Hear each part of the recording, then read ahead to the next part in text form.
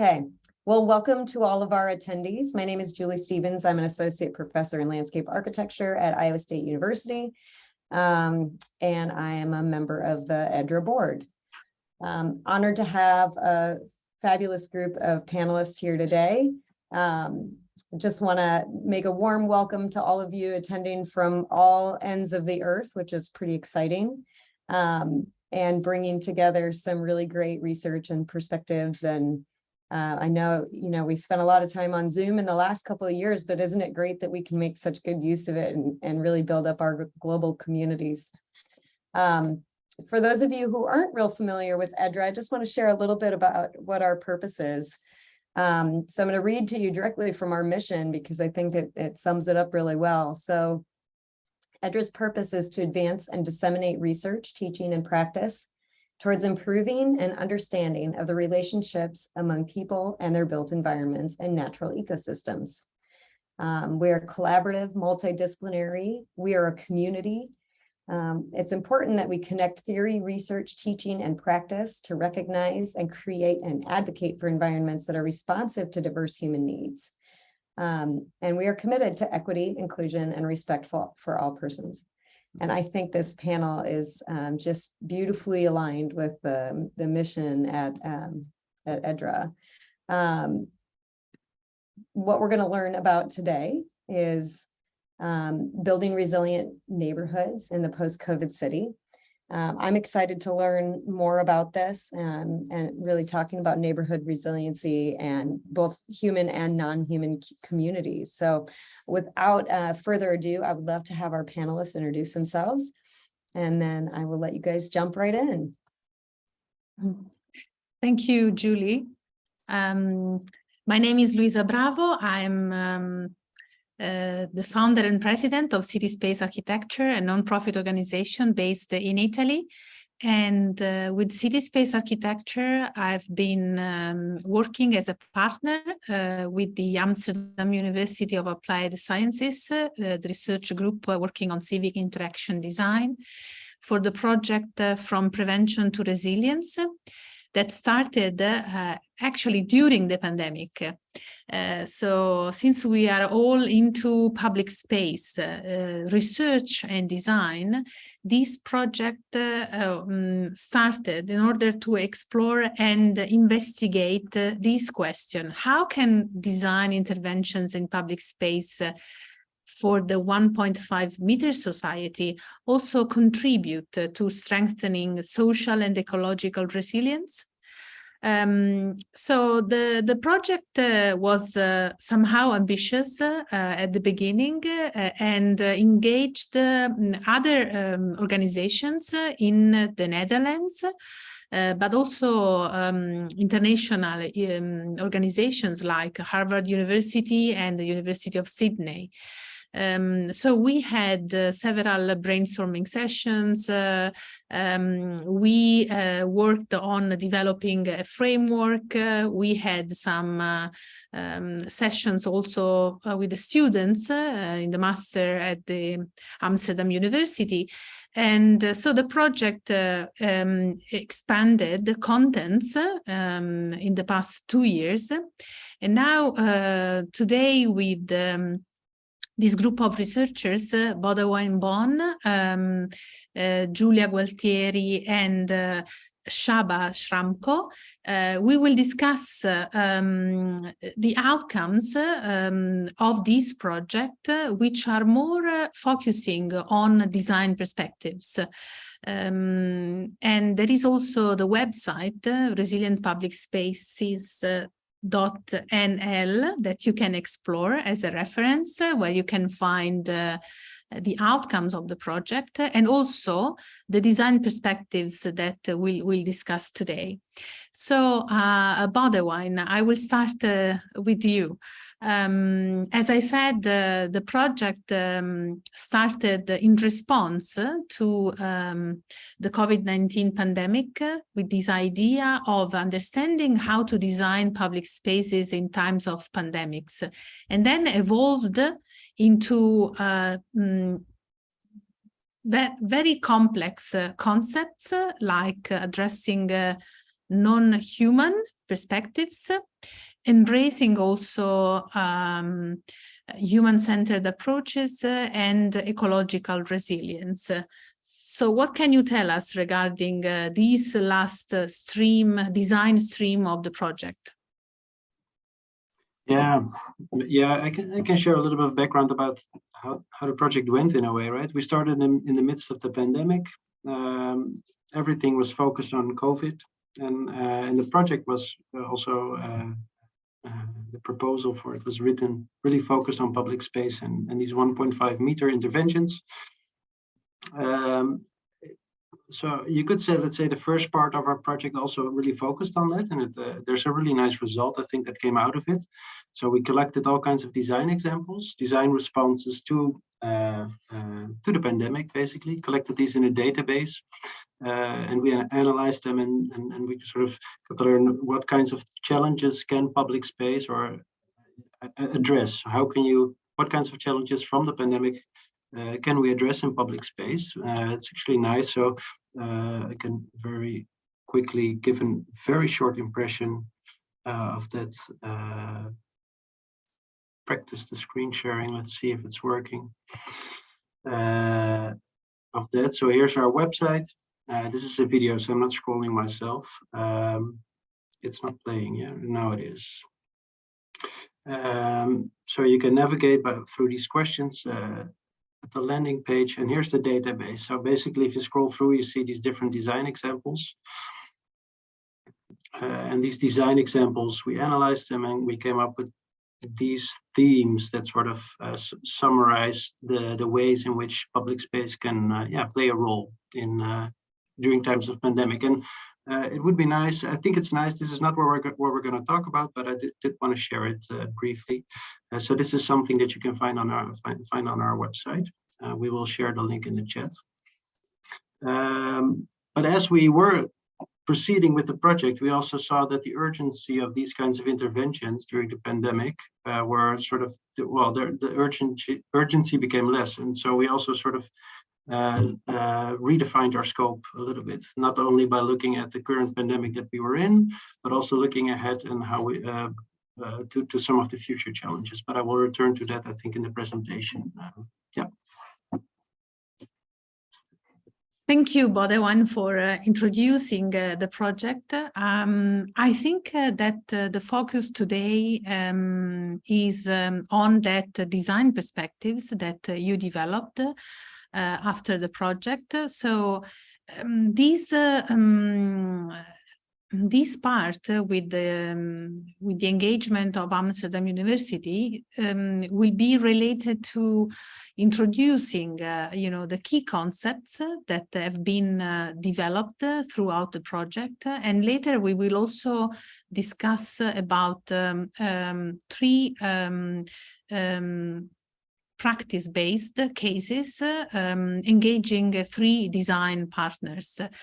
So I think it is relevant because it is touching some research contents and then also trying to apply what we have learned from the research activity and how we can translate these into the design practice of public space.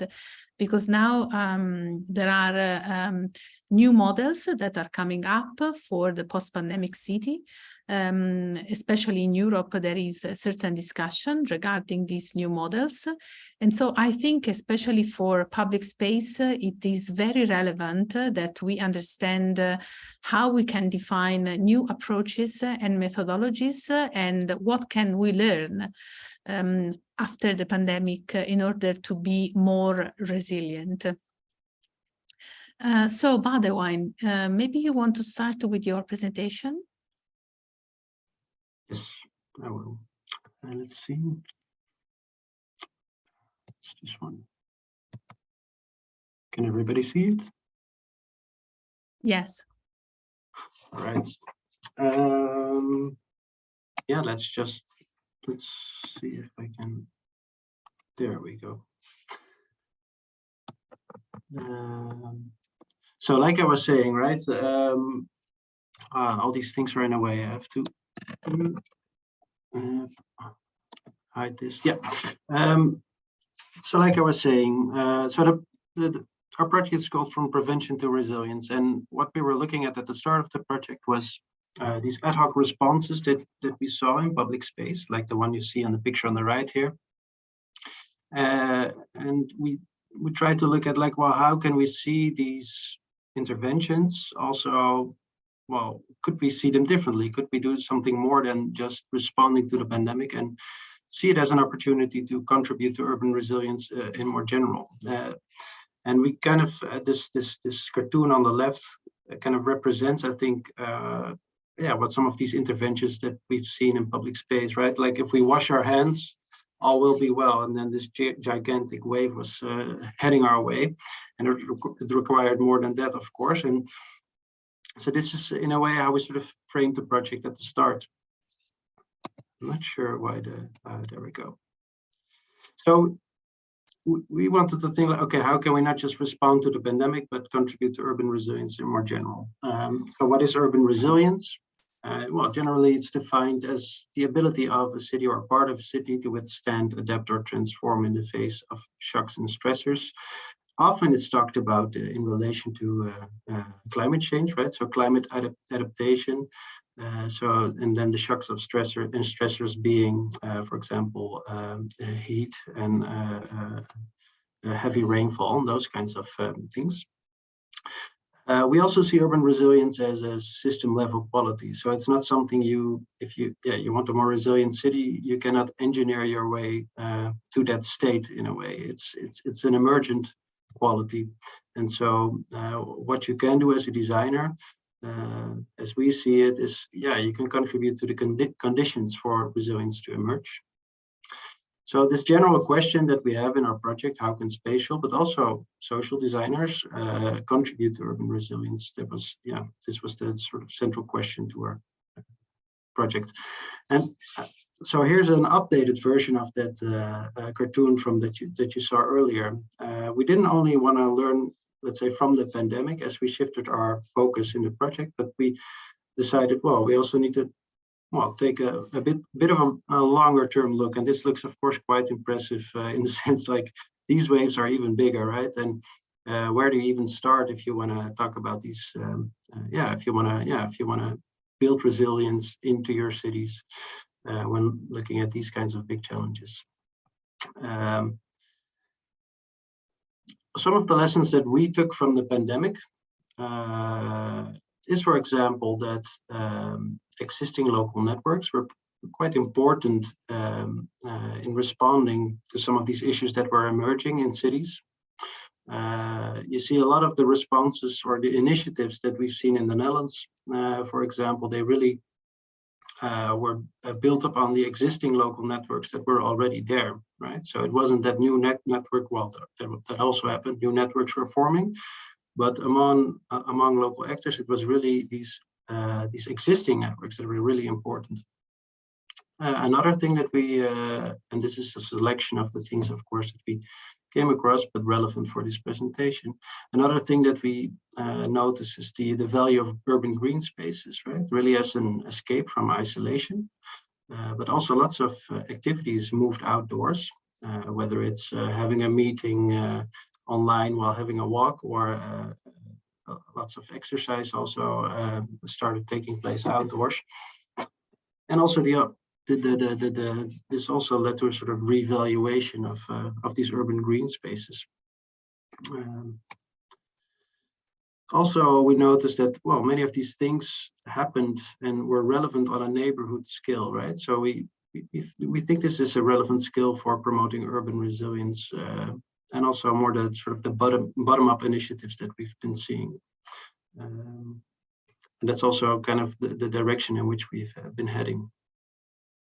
But also by looking ahead, right, at these at climate change and biodiversity loss, these are huge issues, but these crises show how we are interconnected with the natural world. Also, how we rely on some of the ecosystem services from what we refer to as non-human. So the various well, I think the clearest example is in cities is how we depend on these, for example, a healthy soil to absorb the rain, to retain rainwater, for example. Those kinds of, there are these interconnections that we should take into account. And it's only pragmatic, we believe, to shift away from a human-centric perspective and really start to, when we think about resilience in cities, to really address this not only from a human perspective, but also from a non-human perspective.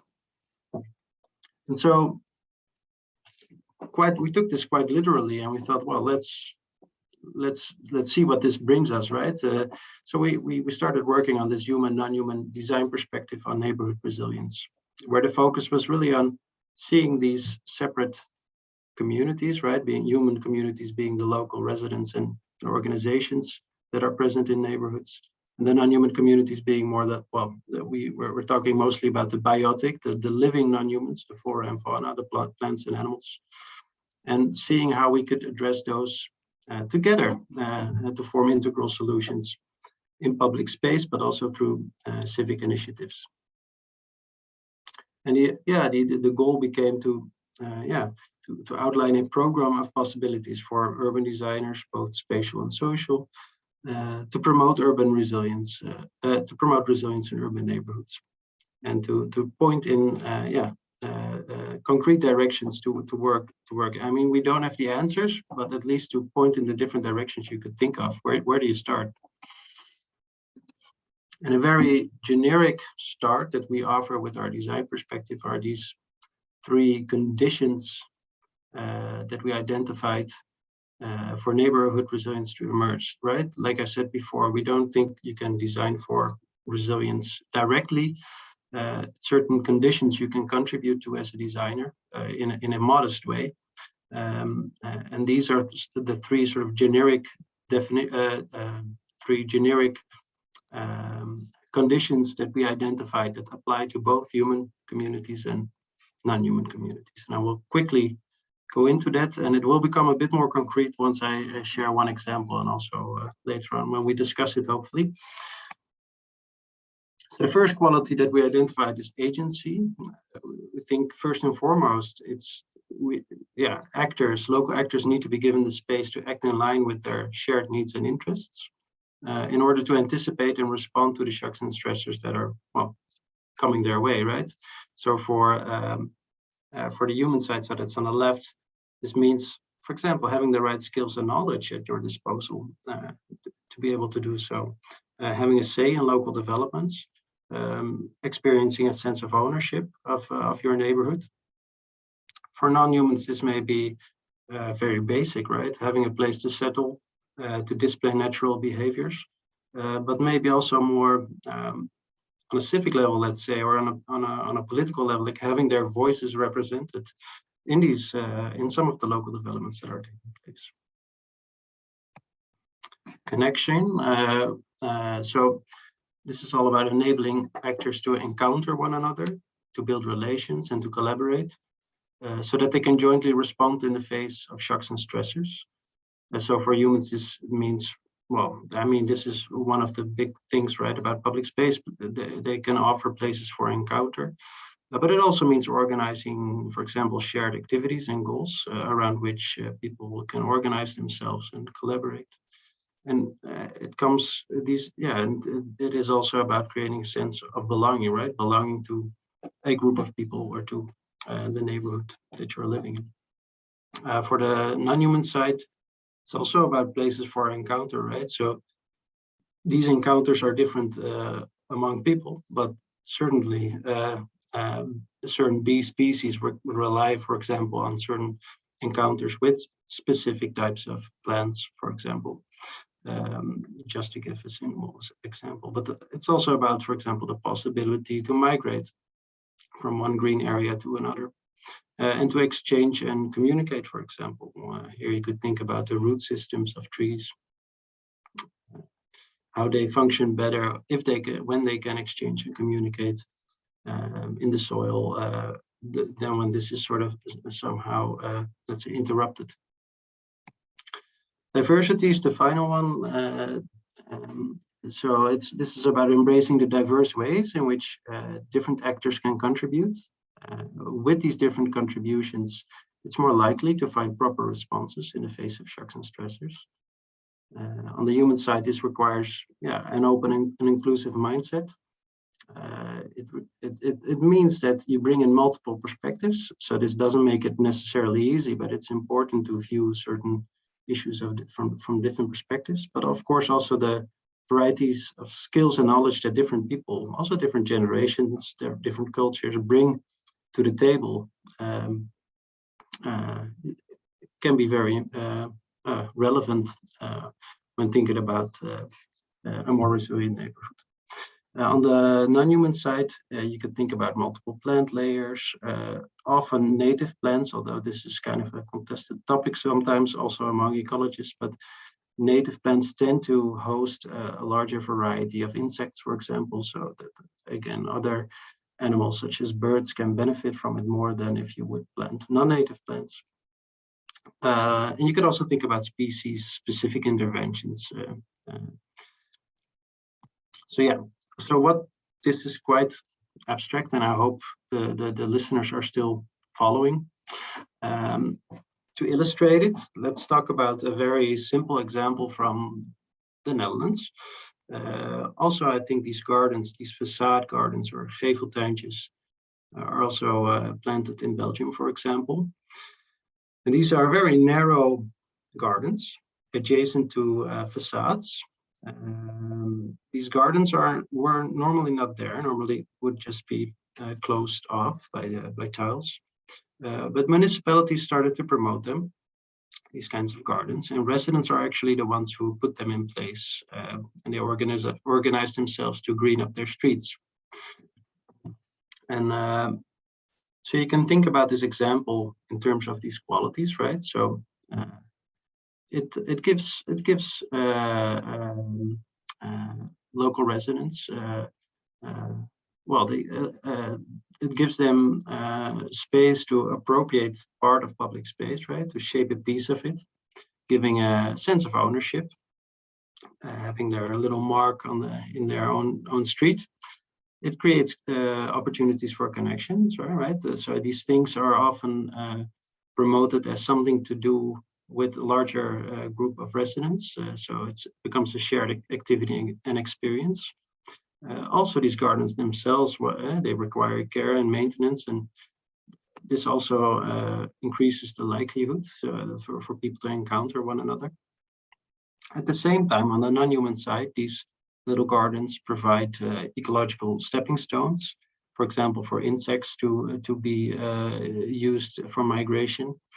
Also, all kinds of new encounters between, well, let's keep it at plant and invertebrates, but you can also imagine other kinds of planting that other kinds of animals may benefit from. And in terms of diversity, it's really a new, I would say, new range of microclimates that you can create with it. These can be very sunny, dry facades or very moist and shady facades, for example. So you create these microclimates and microhabitats, and potentially also diverse native plant communities, depending a little bit on how municipalities promote these programs. So, for example, in The Hague, they say, well, if you turn in your tiles, you get plants back, and then they have a local grower that only provides native plants, and in that way they kind of promote the use of native plants. Quite an interesting and simple example, and it's working very well, actually. So maybe a short summary before we also turn back to Luisa. So I talked about a couple of things. The scale of the neighborhood is fruitful for promoting urban resilience. Urban resilience depends on the resilience of its communities, and then we would say both human and non-human communities. Designers can contribute to these to the conditions that allow these communities to become and stay more resilient. And we're developing this program of possibilities that provides actionable insights to designers. And actually, the actionable stuff, I hope we can get to talk about it a little bit because I didn't share too much about that. One example where we try to make it more actionable is what you see here on the left, sort of a Leporello leaflet, where we articulated all kinds of design strategies based upon various design examples, and organized it in a certain way to make it useful for designers. And we tested also this leaflet and the design perspective in general with several design partners, which you see here on the right. So we have Arcom. Well, this is actually what we're going to talk about also with Giulia and Sába. So I think from here I can give the floor to you again, Luisa. Thank you, Boudewijn. I understand, I mean, this is an approach, kind of methodology to understand how to redefine a new set of contents that we should apply in our design practice in regard of public space. Because we discussed also in the past days regarding the fact that these design perspectives are not intended to provide guidelines or a fast solution, because now the situation regarding public space in terms of resilience is very complex. So what we need to do now is to redefine a set of principles and values that we can incorporate in our design practice. And so I think that this project is providing some tools in order to experiment also different opportunities. As you said, since the pandemic opened up to some opportunities, especially in the design activity. So as you said, you also expanded these design perspectives by working with some of the partners like the beach, which is hub and a lab, as they call themselves on the website, for sustainable design based in Amsterdam.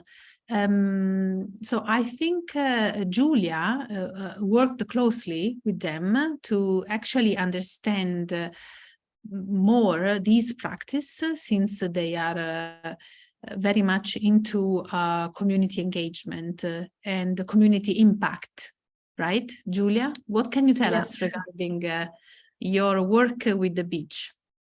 Yeah, thank you, Luisa. My contribution to the project was among them, working closely with the beach. As you said, it's a social design firm. And I was an embedded researcher for a few months this year, and I was observing how the beach and their team was understanding the framework, this design perspective, try to appropriate it and make it part of their own practice. In particular, for this case, we joined, the brief was a bit different than the other cases because we joined a project that was already in motion. The project is called For Jou Voor Mij, which in Dutch means for you, for me, and puts at the center the local women of this neighborhood in the west of Amsterdam called Osdorp. And this represents a bit the way the beach works. As you said, they really put at the center their residents, and they work closely with them through a co-creation or co-design approach. And their aim, their goal is generally to empower the local community. In this case, for this project, is the local women of Osdorp, and they did this through a program of activities that weekly were taking place in their studio. And in this way, the participants, these women, could try different activities, hands-on practices, in order to develop certain skills and eventually master them. Among these activities, for instance, they were sewing or cooking together, doing some wood, furnitures, gardening as well. Maybe I have some pictures, photos I can share. Let me see, yeah. So here are just some of the photos. So there were different ateliers that were taking place. And during this atelier, these women were practicing and trying out. They were sharing their knowledge that they already had and try to master the skills. And eventually the goal of the project was also to develop some business ventures.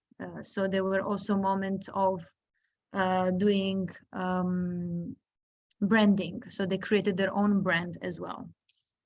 Yeah, and it was very interesting to see how our design perspective was put into practice in a design process that was really social oriented. But I think for now, maybe this is enough. I will leave space also to my colleagues to share a bit about their case study. Thank you, Giulia. And Sába explored also the application of these design perspectives with another partner from the project, UNSX, which is the design branch of UN Studio based in the Netherlands, I think, right, Sába? Yes, indeed. Thank you, Luisa. Yes, so UNSX stands for UNS Experience. So UN Studio is famous for their architecture and urban design, but they actually also have this experience-oriented department, which is an expert in a stakeholder as well as user experience. And yes, they are located in Amsterdam. And you said before that it was like an experimental approach, and it was indeed like a research through design. And I played the same role as Giulia with the beach. So I followed UNSX as they tried to use the framework while they were addressing a real life design challenge. So one more word about UNSX. They are quite multidisciplinary, and they work across scales. So they are involved in product design as well as up to the built environment, service design, strategic design, and they try to connect also physical and digital experiences. So it's a quite particular lens that they took with themselves. And the design brief was also located close to Amsterdam in a municipality called Diemen, which you could say a commuter municipality. Most people work in Amsterdam, and it's very close and well connected to the city. And the brief was from a housing association that is active in the Amsterdam metropolitan region. And their primary focus is to provide affordable housing to relatively low-income inhabitants. And one of the key aspects of their vision is to create sterke buurten, as the Dutch say it, or it could be translated as strong neighborhoods or resilient neighborhoods. So the project connected well to this, and they asked UNSX to tackle such estate in this smaller municipality. It's architecturally quite an interesting area. It's kind of a mega structure where 10 buildings are connected to each other. It's a sort of typical 1960s development, with also some common challenges, such as abundant green space, but lack of programming. And the structure itself also has the challenge of having a quite strong division between a front and back side, which means that a frontal facade actually reads quite nicely and inviting with playgrounds and community hub. But the back side is a parking lot, which lacks eyes on the street, as Jacobs would say, and therefore social control. And therefore they actually struggle with lack of social proximity, and criminality is a problem in this estate, where actually as young as 12-year-olds get sort of into this loop. And that was actually the challenge that they gave to UN Studio. And then they had a quite interesting approach. So they of course took the framework we gave them, but they also had their own iterative process, which is actually quite co-creative. So they really try to take the housing association on board and see what their priorities are. And they identified through site visits and user interviews 3 impact goals, as they call them. So one was to celebrate nature, to weave local communities, and to create a stronger identity in the area. And responding to these impact goals, they proposed smaller scale solutions. So maybe I share my screen to show their final proposal.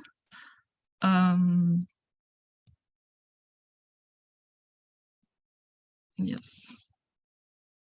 So, oops. Yes, so they proposed 2 things. One is more of a placemaking concept, which they call the confetti parklet. Now, parklet is a word I think most of you know, but confetti is usually spoken about in a different context. It means that they saw these parklets as like almost product design scale interventions, as something that are spread throughout the site, and they provide meeting spaces for inhabitants, but not only for humans, but also for non-humans. And this would be something that inhabitants can contribute to. They can shape it, and in that sense also practice a level of agency.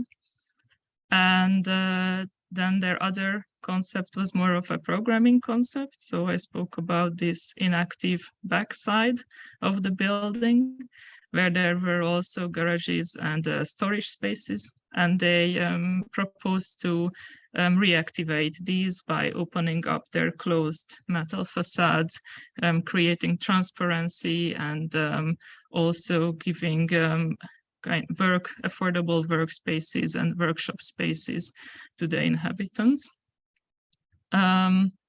So this would be a visual that they created for the confetti parklets, that they saw as different modules that can be activated in different ways, such as a digital module or a module, the edible module. And then this was a visual for the garage workshops that shows how the space is activated even at night, and kind of provides that social control that was lacking in the area. So I think that was their proposal in a nutshell, and we will discuss further. Thank you, Sába, for the description of this human-oriented approach to public space, and non-human, as you pointed out as well. And then there was another case study which was hosted by another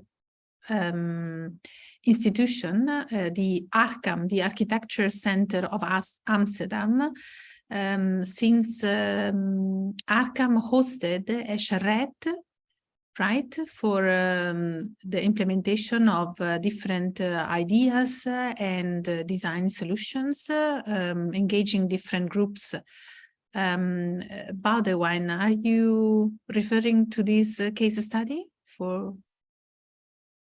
Yeah, maybe I'll talk about it quickly, because these other 2 design cases that Giulia and Sába talked about, these were really more long-term engagements also with these design agencies, but the one that I sort of took charge in the research was design, well, what we call the design charrette. It was kind of a design sprint, I would say, with 3 design teams.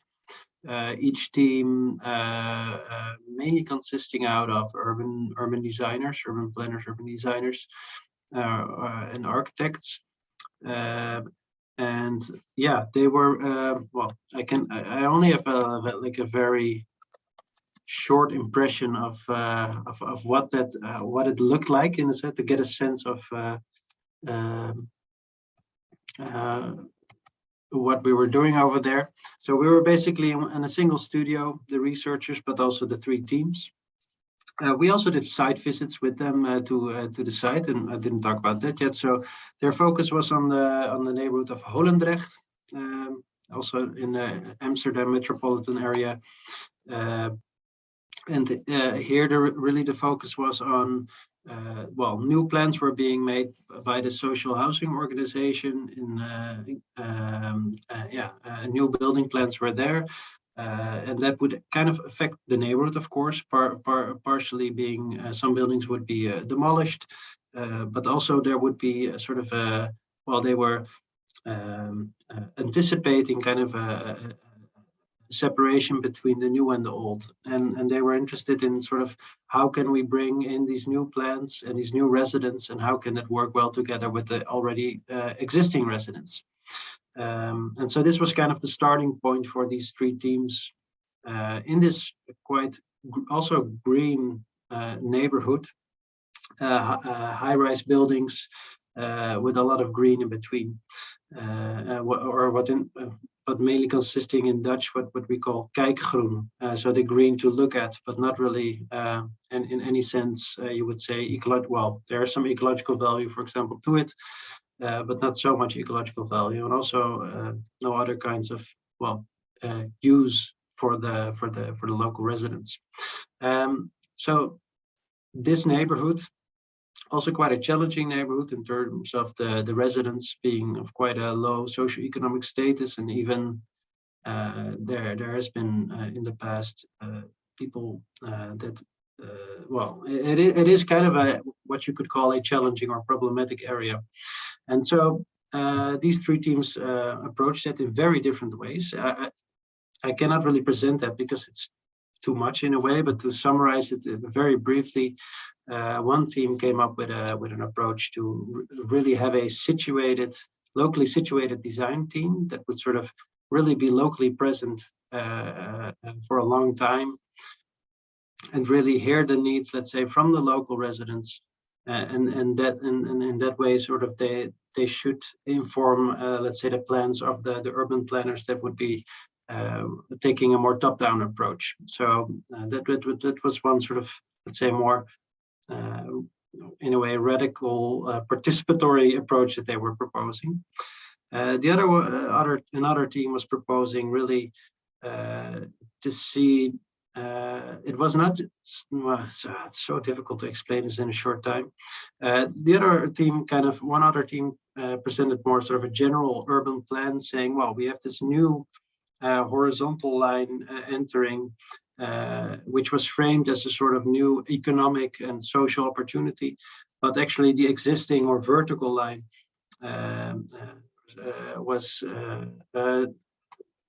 was not really seen for its value, and then they were trying to reframe that in a way. And then the final team didn't really come up with a plan, but more kind of like dug. They called it treasure digging. They went into the neighborhood, and they came up with all kinds of small insights to sort of see as valuable starting points to start redesigning public space. They did some suggestions, but mainly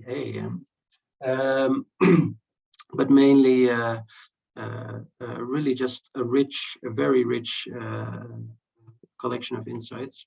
So this was quite a different case, let's say, than the other 2.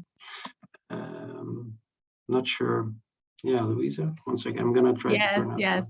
Well, I understand. I mean, it's difficult now to summarize in very short presentation the different cases, but I think the interesting approach is that you explored very different cases from community-based at the beach, and also research professional design from UNSX, and then with the charrette also trying to come together, as you said, the agency, connection, and diversity come together and try to test, different approaches, different abilities, different perspectives, different languages into some practical solutions. So I think the interesting part of this research program is that it is actually moving from a purely research-oriented approach into a practice-led approach, because usually research is not so much into practical solutions, but with this project there is an interest also through the framework and database to actually provide inspiration and methodologies, also introducing this non-human perspective. Now there is a very strong discussion on nature-based solutions, biodiversity, how to be resilient, how to be fully sustainable. So this is part of the current discourse in terms of redesigning cities and redesigning public space. I would say in Europe, but also beyond Europe. So let's try now to provide some key takes from these 3 different case studies. So I'm asking you a same question to the 3 of you, so that we can find some common ground, so that we can offer to the audience some very clear outcomes. So first question, if we look at these 3 very different cases altogether, what have you learned in regard of design perspective? So we start with Giulia, then Sába, and then Boudewijn. Okay, thank you, Luisa. I think that when I look into the beach case, well, each case was very particular in its own, as you were saying, and the beaches, I think, since the beginning brought in a concept to us to reflect upon when looking at resilience, which is rhythm, which then we integrated in the within the quality, the concept of connection, which is also quite dominant in their own practice, because one of the goals of this project was to create relationship, to create this network of relations within the community in order to strengthen the connection among them and react better in case of shocks. So when we look at rhythm, for instance, this was really important concept for the beach way of doing co-design, especially if we think at rhythm as continuity. So their way of working is really by being present, being on the spot, which you can imagine the pandemic actually created a lot of challenges for them, especially in the period of lockdown.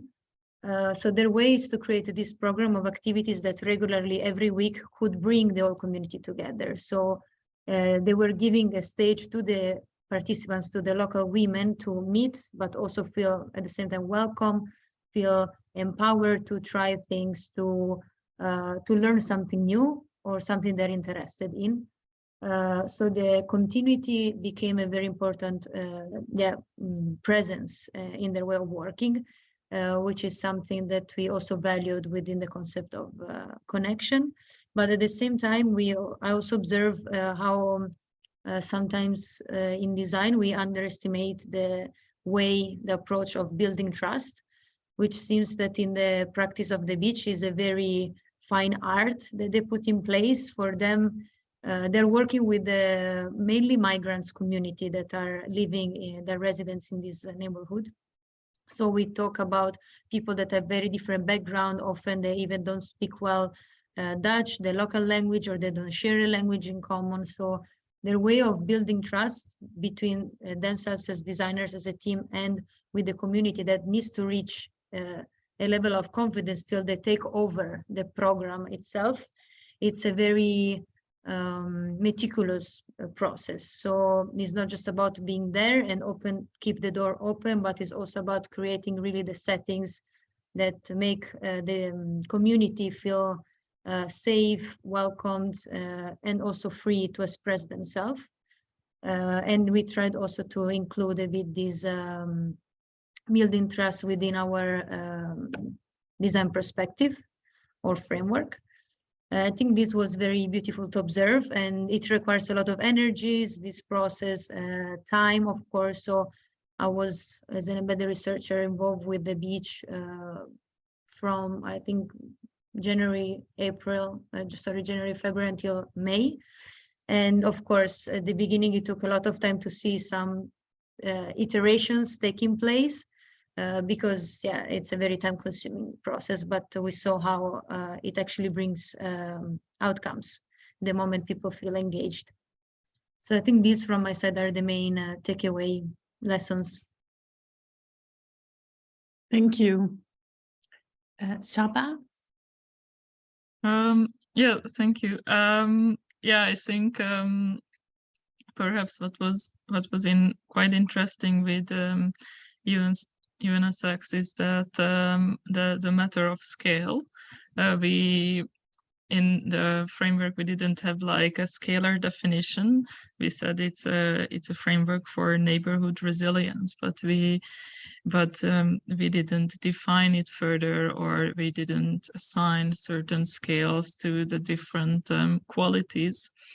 And the brief itself was also quite oriented to the scale of an estate, which was a building, but at the same time its surrounding area. And then in the solutions that I showed, you saw that they were sort of an acupuncture urbanism, sorry. You could say that they were small-scale interventions. The parklets, you could almost say they were product design. And they anticipated a kind of larger change over time. And the designers also spoke about the sort of temporality aspect of this, how you need time for resilience to emerge, and maybe starting with something smaller allows that kind of emergence to build up.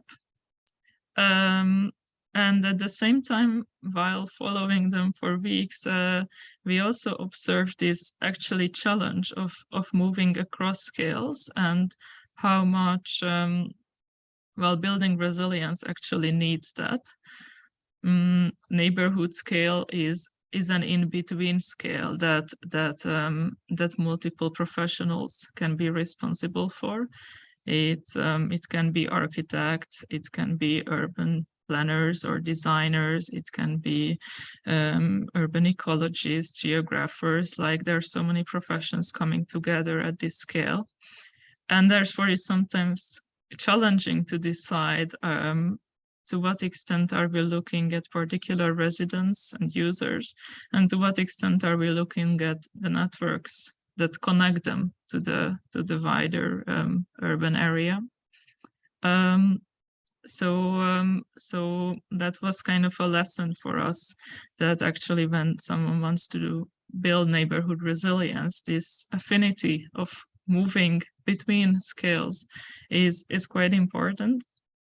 And we also observed that different qualities actually allowed this scalar movement, if you like, to different degrees. So connection and diversity were easier for the designers to interpret at different scales.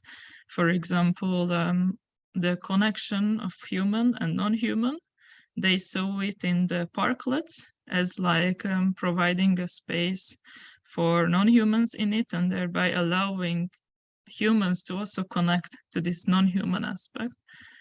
But they also, which is was an extra aspect of their design, they designed a bridge to better connect the parking area to the green and allow for a bit more programming. So we saw that connection could easily be translated across scales, but for example, agency was really something they found challenging, and they really felt you needed to zoom in to the user to be able to talk about agency.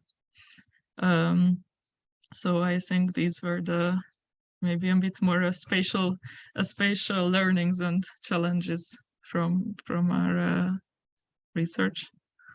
Yes, challenging.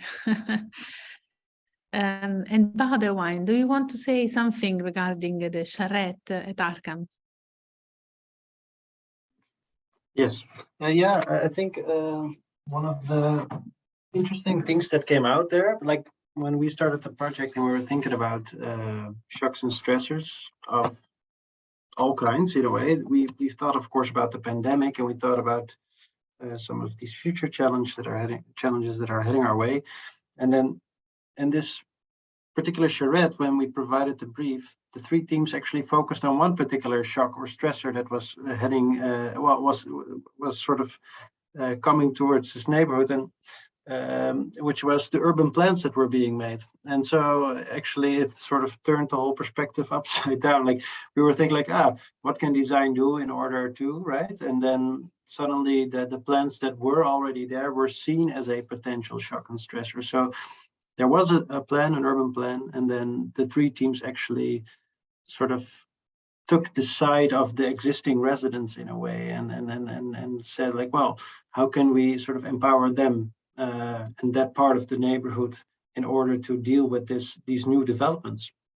And so actually some of the thoughts that we had about, they're probably going to focus on those things, were not, so really the situation that was there at that moment kind of, became how do you say, switched a little bit the focus in a different way than we expected. So the brief from the social housing organization and the plans that came with it really shaped what came out of this design sprint.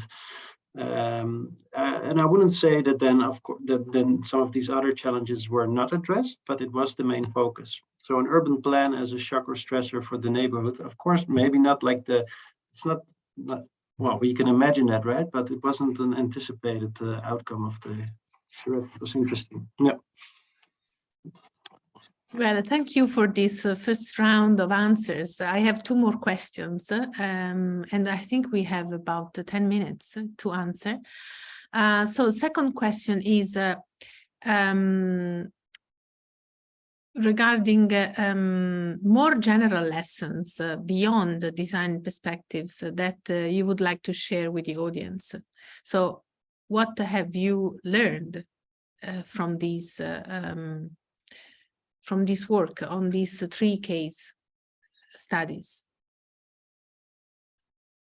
Giulia, again? Yeah, maybe I can start.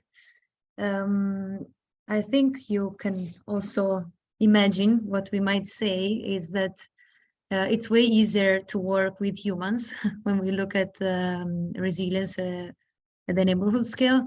We really notice how designers, even if coming from very, very different practices, so social design, spatial design, or more diverse groups, independently from their background, working with a more human-centric approach is easier.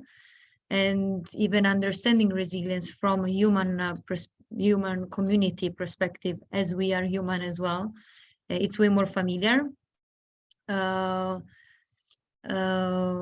And at the same time also perceived as more urgent. We all were focused in Amsterdam neighborhoods where there were quite strong social challenges.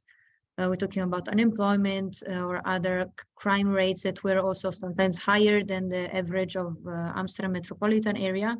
So the designers all perceived the social challenges as more urgent to be addressed through social or spatial design solutions.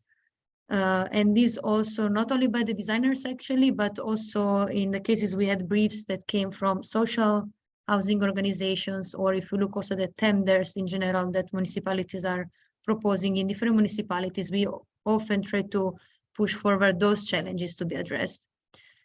So in a way, it would be interesting to find a way to push a shift by also pushing from both the bottom up, but also the top down, to highlight also the ecological challenges that are actually happening at the neighborhood scale or also city scale.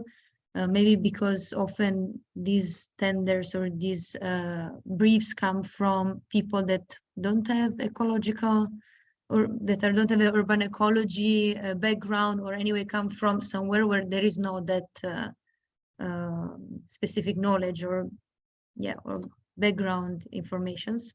But I think that my colleagues also would like to add something more, especially regarding this last point. Yes, Sába, please.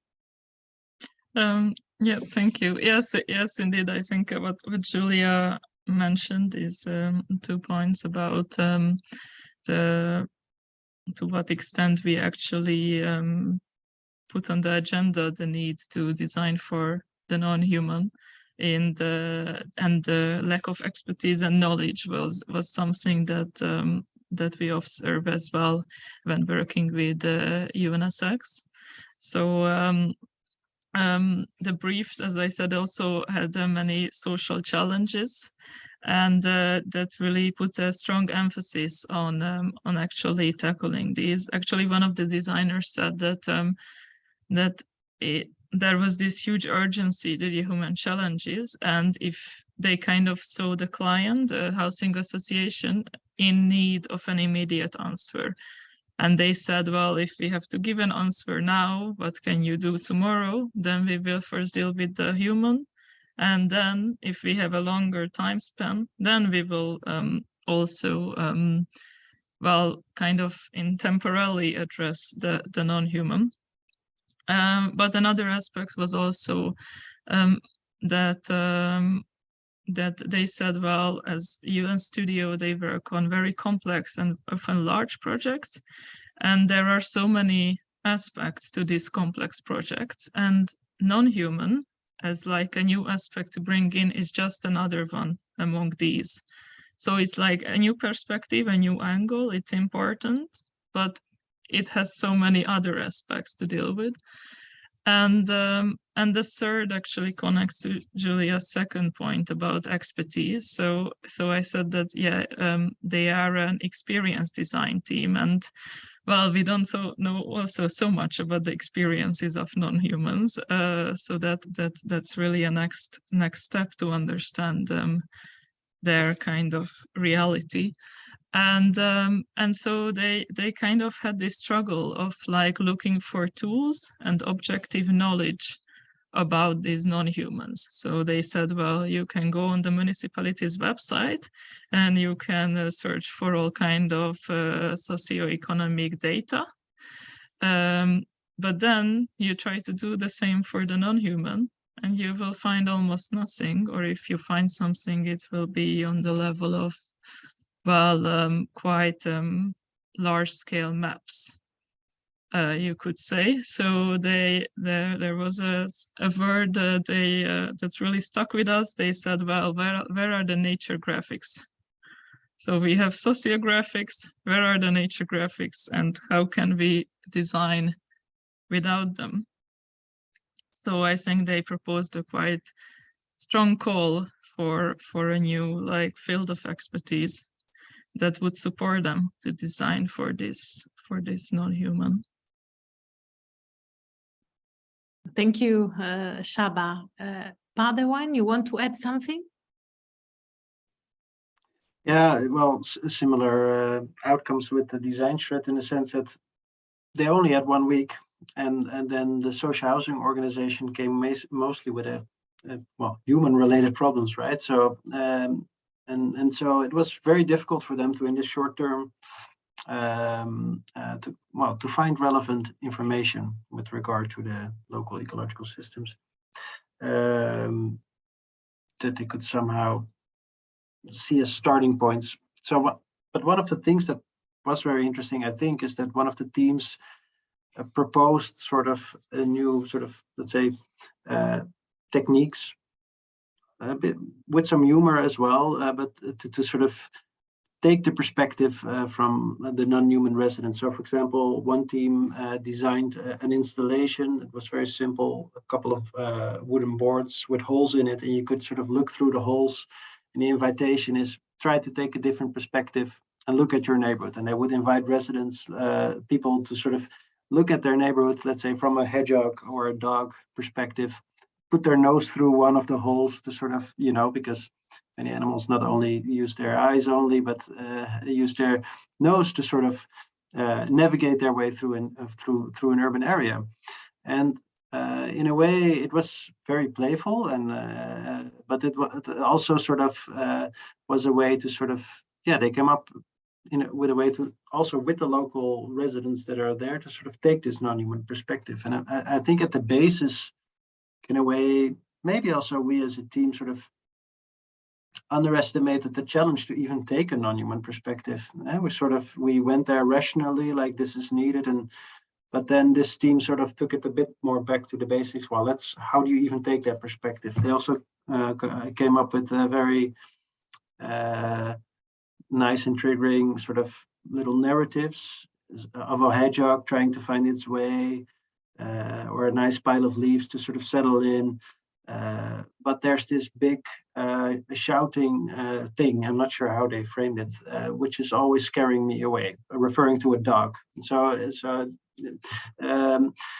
they sort of try to take that perspective, but from individual animals, right? So it's not so much yet about, let's say, non-human resilience, but they took a sort of first step in that. And I think the lesson we can take from that is that this first step needs to be taken before you even start talking about resilience. On the other hand, you could also approach it more as an ecologist, right? To sort of like look at the whole, okay, what are the kinds of species that are living in this area or maybe in the surrounding areas?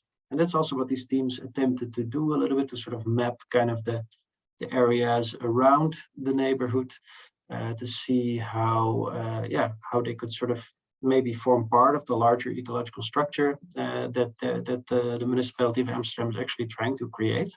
Somehow this super green neighborhood is not part of it. So so they also pointed out these kinds of things. So these are some of the, I think, so different perspectives also to have on it. But I think key lesson in a way is that, well, taking that perspective in the first place is not so straightforward. Yes, exactly. So just a very quick last round with the last question. So what are the implications of your findings and learnings? We discussed about the need for a proper education for designers so that we can actually deal with the non-human perspectives. This was also pointed out by all of you in the previous round. So is this the major implications from this research, or do you think that we can list some other implications? Maybe if I can respond first. So indeed, like yes, with the interviews with UNSX, which I also joined, it was mentioned also by the lead designer, their lead architect, that in a way we need a different kind of training, right? I wasn't trained to do this. How do we do this? So there was this sort of like, but the interest of this team was sparked, and they saw the relevance, and like, okay, so how? We should be thinking about training our designers in giving them some of the tools at least to start thinking in this direction and start designing in this direction. So that was indeed one of the things that we also in the project as a whole see, like, okay, there's work to do in a way, right? I think it also reflects the example that I just gave, that like taking that perspective in the first place. How do you do that? And there are some developments there already, but it's not common practice, of course. But the other thing I would say is also, that with our perspective, we also hoped to invite more, let's say, interdisciplinary work, knowing that some of our partners were also in a way capable of doing that. The charrette is the best example, I would say, because the charrette started with an open call, and teams could apply for it, and it was encouraged. Bring in an interdisciplinary team. But there was not really one team where, for example, an urban ecologist would join in. So somehow it's, somehow these bridges are not there yet, like to form these collaborations. And I think it differs per, let's say, design discipline.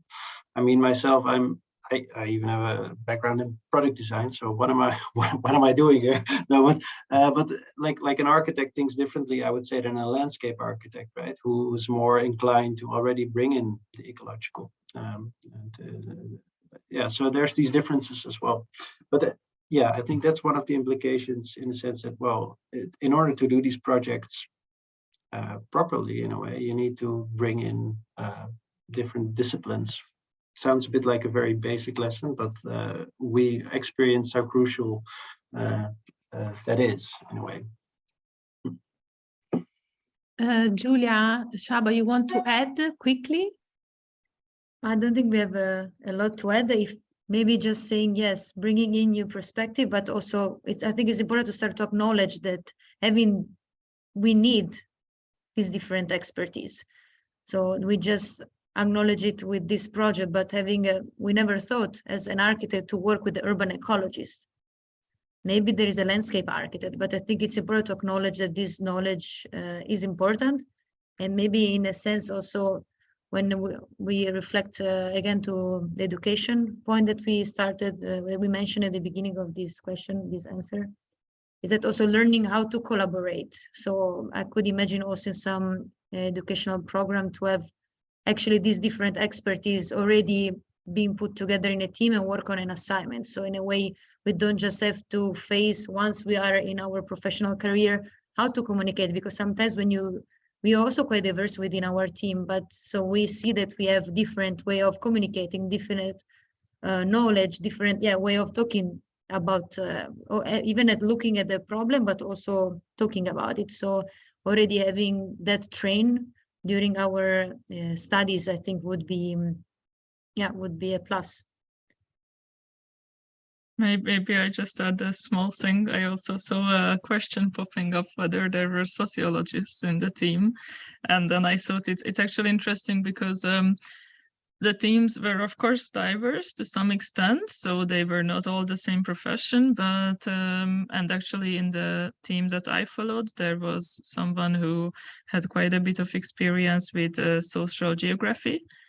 But what we saw is that this connection between human-centered design and spatial design is much stronger than the connection with bringing in that ecological, that non-human perspective. So ideally, there would have been a social geographer and an urban ecologist. So it was more that I think that interdisciplinarity was there from a human side, but less so from a non-human side, and that of course made it quite challenging to address the different aspects of the framework. But I also saw what was maybe also a bridge to the conversation is that what UNSX said in the end, that well, they learned a lot from this new lens and they want to take it on. But of course, it was an exploratory research, and they have more questions than answers at this stage. And I think that's also, well, where we are with this sort of new agenda. How many questions? Yes, too many questions. And the level of complexity is now adding a new layer. So I think that we still need to study and experiment through practice, new approaches, methodologies, and solutions. Thank you to Boudewijn, Giulia, and Sába for your presentations and reflections. Thank you for presenting such an interesting project that I also appreciated from my side as a partner. So I'm happy that I was able to contribute. So now back to you, Julie, if you want to take some questions from the audience. I saw one question some time ago. I will pull that one up. And while I'm doing that, I just want to thank you all for sharing your work. This is really great. And I see the application globally, really. I do have, I'm gonna, maybe if I can, I'm gonna start out with a kind of an observation and a question, and then we'll go to the questions in the chat. So I teach landscape architecture, and I teach biodiversity, and I teach community design. And so I'm really intrigued by what you're doing. I see our current students as being very eager to be a part of the solutions for our biodiversity crisis. They don't seem as scared maybe as my generation. I think they're really kind of ready to dig in. I also see them really wanting to do meaningful community-based work.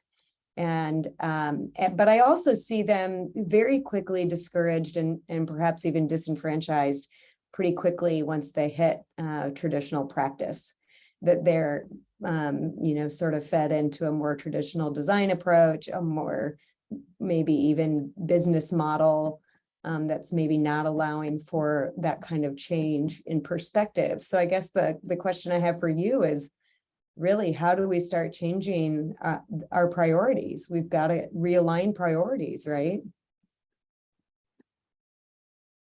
Yeah, that's a super tough question. I think indeed, I'm not sure. I think I'm a bit in between generations. I feel like I'm not the young generation but I think the young generation would, well, many of them would agree there's a high level of urgency. Let's do this. But then we have all these business in place. I'm not sure if it's due to generation, like they are of a different generation. I'm not sure if that makes them prioritize certain issues more than others.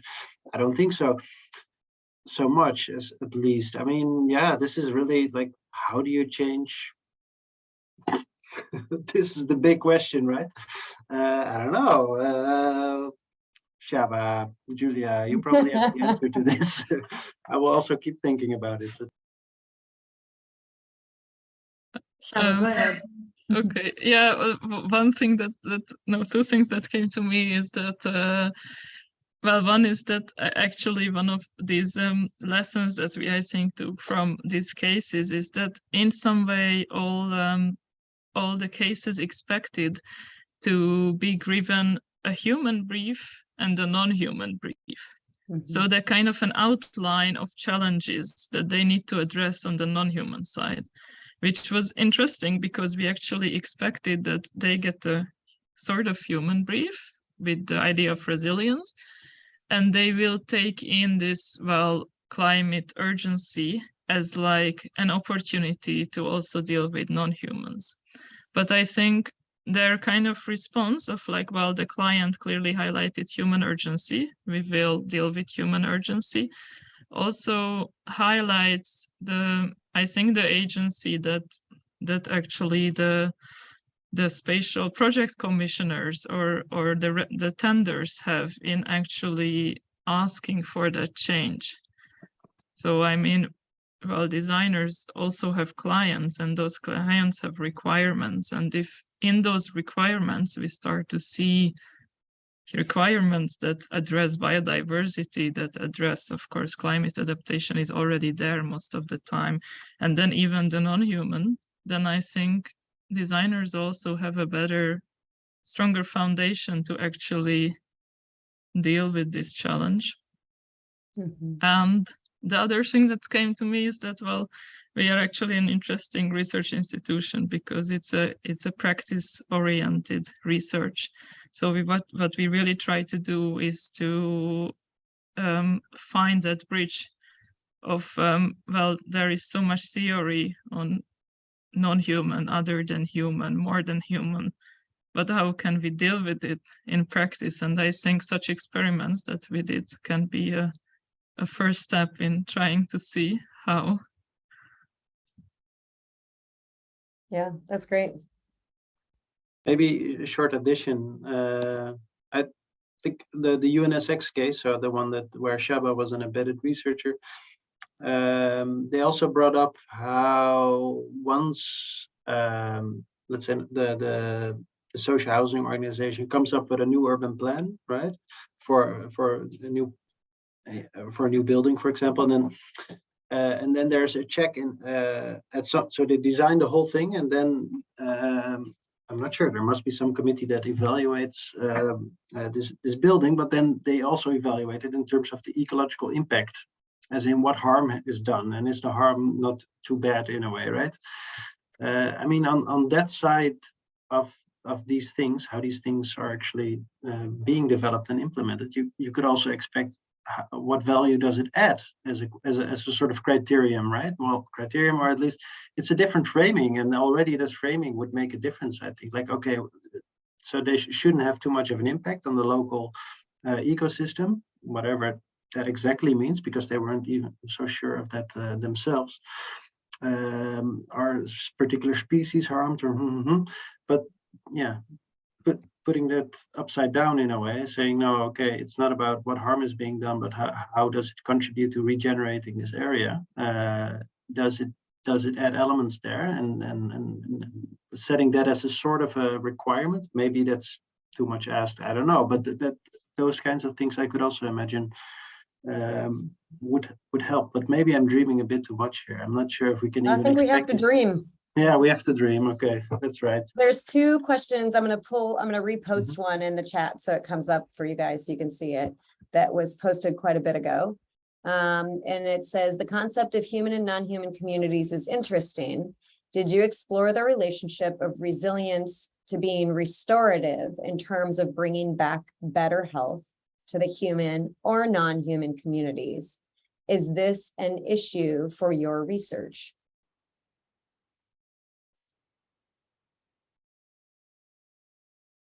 So I reposted it in the chat so you can see that.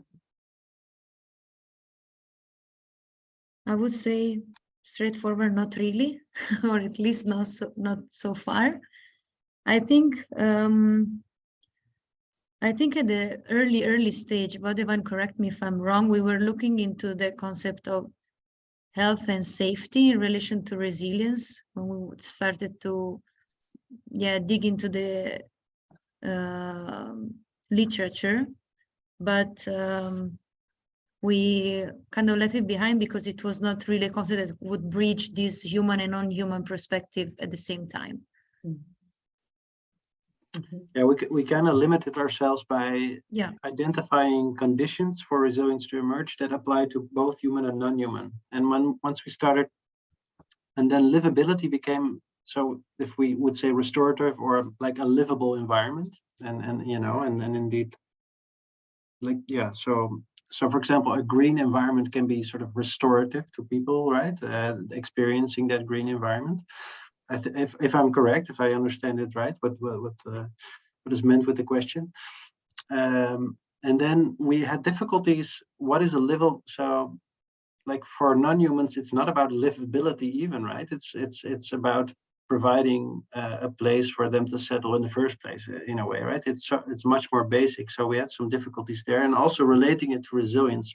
Indeed, you could say that a healthy community is also a more resilient community, but we felt we kind of diverged then too much from our topic. And so the restorative aspect of a green environment or a more ecologically biodiverse environment is certainly a relevant argument, right? Also for it to promote it, but it's not so much. It wasn't so much. It's not part of a framework in that regard. We didn't bring it along. Yeah, certainly when you're solving all the biggest problems in the world, you have to put some boundaries on what you're looking at, right? Exactly. Okay, we've got a couple more questions in here, and that'll probably take us right to the end of our time. So would human and non-human interactions be the eventual analysis? Sorry? I'm not sure if I know what it means by analysis, but if the person who posted that wants to clarify in the chat, that would be great, and I'll watch for that. In the meantime, let's take the next one. Given the insights you have gained through this project so far, do you think we need to create a new expertise or specialization to deal with this integrated perspective, the human, non-human in the urban context? Or can we perhaps invest in educating the new generation of urbanists, social designers, architects, etc.? I'm sure we can add landscape architects to that as well, who are already being trained through an integrated perspective, human and ecology, moving away from the human-centered approach. Or maybe you see another way for us to implement this perspective more systematically. That's a big one. Yeah, I'm processing a little bit. Yeah, I mean, I think if I were to maybe sort of maybe in the interest of brevity, I would say, do you think the current systems of education and practice are going to get us there, or do we need a completely new specialization or way to look at this problem? First response of me, but I don't really have a clear overview of all these different design disciplines that are out there, right? And all, especially not all those schools that teach it, right? And in all kinds of different ways. And so I mean, what I heard from landscape architects before is that they have already a little bit more this integral perspective. I wonder whether that perspective is in a way diverging a little bit from the human-centric perspective. In the end, is it ecology for humans? So it's kind of resilience for whom? The question that we've also been asking in our project. But this is a difficult question in a way. In the end, you could say it's always in the end we talk about resilience for ourselves, but and not so much only for non-humans in their for their own sake. In a way, it's a difficult thing. I never get out of it when I start thinking about these matters. But anyway, what did I want to say? So I think what we did by calling them, well, referring to, let's say, the natural world as non-humans, is to sort of expand what we see as potential users to design for.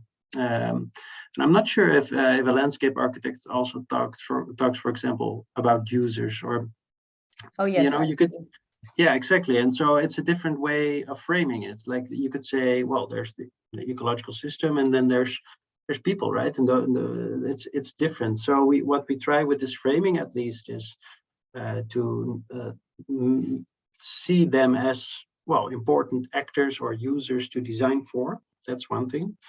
And then the question is, do the existing tools that are out there already help in that regard? And I know of one example. I'm not sure if so in design you have this idea of personas, right? So to sort of empathize with a potential user. Yep. You also have this idea of ecosistemas or something, I think it's called. And then so you sort of, I'm not sure if you call it empathize, but empathize with a certain ecosystem or perhaps a particular non-human, right? So some of these tools I think are beginning to be developed. Does it require an entirely new approach? Well, I think it requires a new mindset, which we are slowly getting there, and we're just giving a little push in that direction as well with our project, I guess. And and then these things will hopefully start. The tools that we need for it and the training that we need for it. Yeah, let's just all push for that a little bit more in that direction, at least if you're in favor. Yeah. Yeah, I say with great pride, I feel confident that the field of landscape architecture as a whole has always been committed to the integration of human and non-human species, and often, not well understood. I think a lot of people still don't understand what we do as a field, as a profession. Okay, so we got a few more here. What would be the proper ratio between urban activism and urban planning and creating urban resilience? Getting more into a little bit of a social side here. Yeah, it's interesting question.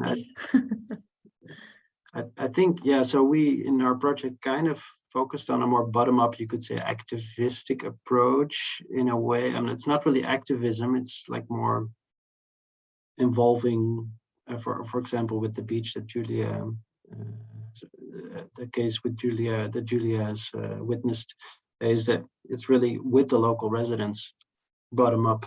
But that's a very different take on the. You need both. The ratio, anyway, 50-50. I will go for 50-50 as well.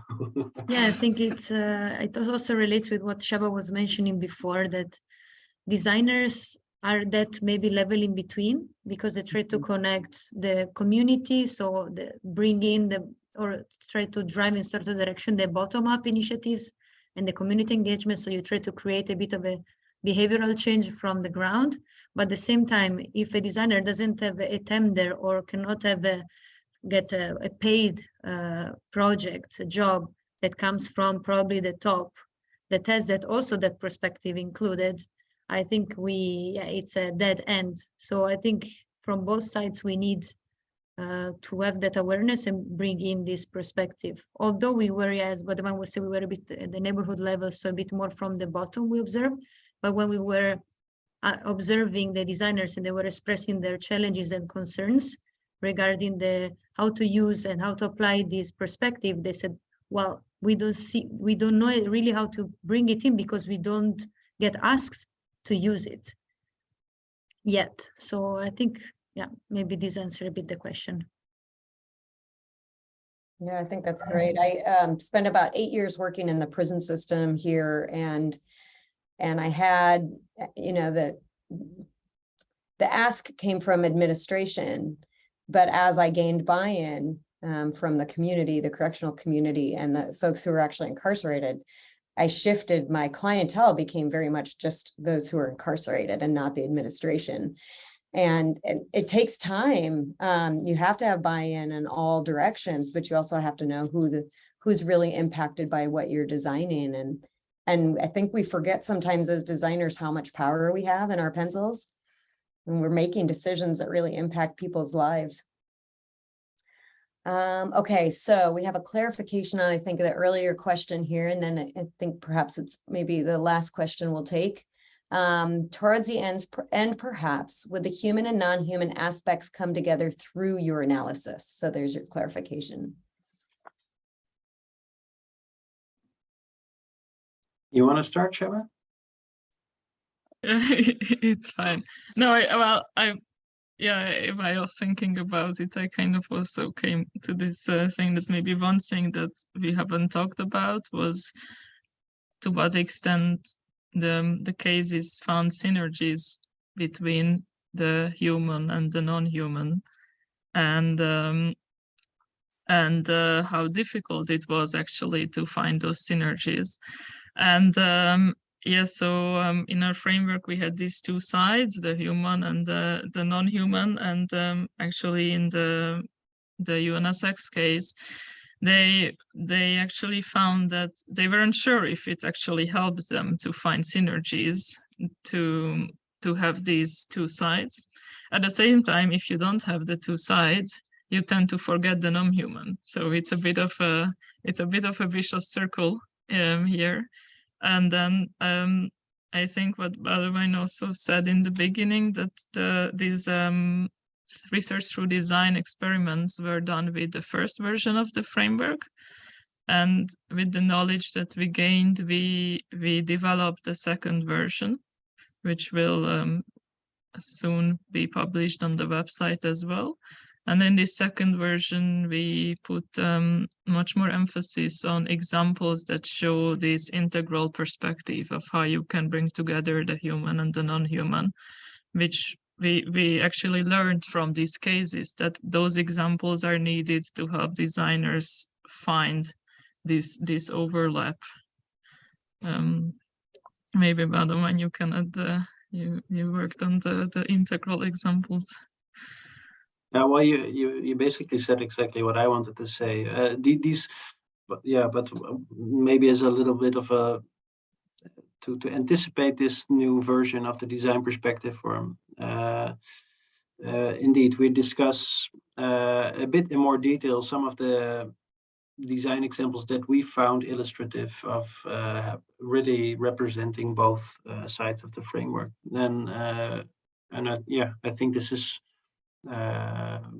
it's a bit weird to talk about something that's not there yet. But anyway, so for example, we have the Geveltuin example that I have in this presentation, the facade gardens. But we also try to include like a range of kinds of projects that represent the different ways in which you can actually do both at the same time, whether as an architect or whether more on as a social designer, let's say. So we have a range of these projects selected now, and we're writing as we well, not as we speak at this moment, but we're wrapping up this tool. So I don't know if, yeah, for the one who had this question, you can definitely find it later, or reach out to us, and we can send that tool to you as well once it's done, which will be indeed probably within a month or so. Yeah. Excellent. Well, this has been fantastic. Luisa, did you have anything else that you wanted to pose to the group before we sign off here? No, it's fine. I think I'm an urban designer, so I think so. I'm on another side of this approach, and I was intrigued by the previous question related to urban activism and urban planning, because with my nonprofit organization, I'm also into a community-based approach, somehow bottom up. So I'm trying to combine in my practice urban design perspectives with local community needs. So I think that there is a need to actually redefine and re-establish somehow a proper understanding of the built environment. Now, for example, we are implementing city space architecture is implementing a community garden here in Bologna, in the neighborhood. So this is also an experimental approach to what have been discussed today during the webinar. We will try to understand how this design activity will actually create different way to approach public space, and how people will react, and what will be the impact in terms of community appreciation, but also ecological resilience. So I'm also practicing now, following these principles, agency, connection, and help me, agency, connection, and diversity. Yes, thank you. I think, we could start by experimenting some solutions, because nothing is written on stone, but we have to try to experiment and learn from our experience. And then potentially after a certain period of time, we'll be able to embed new expertise like an urban ecologist in our practice. Mm-hmm. That's great. I posted in the chat. Many of you are probably familiar with the late E.O. Wilson's work and the book Half Earth. And there's an organization that's been started that, the idea is essentially that we need to reserve half of the earth for non-human species. And so I put this in front of my third-year students in our undergrad program, and they started designing half Earth everything. So, half Earth campus, half Earth residential communities. And it was really cool to see how, that was this idea that if everybody took half of their property and made it about non-human species, we'd all be doing our part. And those little moves can make big differences if everybody's in it together, right? Yeah, I think that's interesting. I always interpreted that a little bit as in we have our cities, and where we sort of, and then separate from that, we have the other half of the earth. Let's say we have from our, let's say, nature reserves that we leave alone. But actually, if you start thinking about half city or half campus, I think we have to. Yeah, I think that's a much more of an integrative take on that message, actually. So I Well, like how the student. For us being in a relatively rural, a very rural area, we also have to think, even the areas that look like they are non-human are mostly agricultural and have almost no biodiversity. And so you think, okay, well, if everybody's required to create biodiversity on half of their property, then all of a sudden every farmer, every landowner has to start thinking about that differently, every community, every public space. And if we reserve that only for the currently wild spaces, we're not going to actually get anywhere. Pretty fun. Yes. And terrifying. Yes.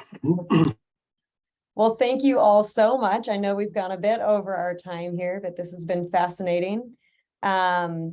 And this will be recorded, and so we'll be sending this out to EDRA members. Any final thoughts from our panelists? Okay. I will just say thank you for giving us the opportunity also to share this project with, let's say, a part of the world with whom we don't really communicate often, coming from Europe and being based all around Europe. Even the team is all from Europe, the research one. So yeah, thank you, Julie, for giving us the chance also to have a good enough time for Q&A, that often it just run out of time and we cannot really spend energies on that. Thank you. Yes, thank you all. Thank you. Have a great day, evening, morning, afternoon, or evening, wherever you are in the world. Evening. Great. Thank you all so much. Yeah. Thank Thank you. you very much. Yep. Bye-bye. Bye, Bye. thanks.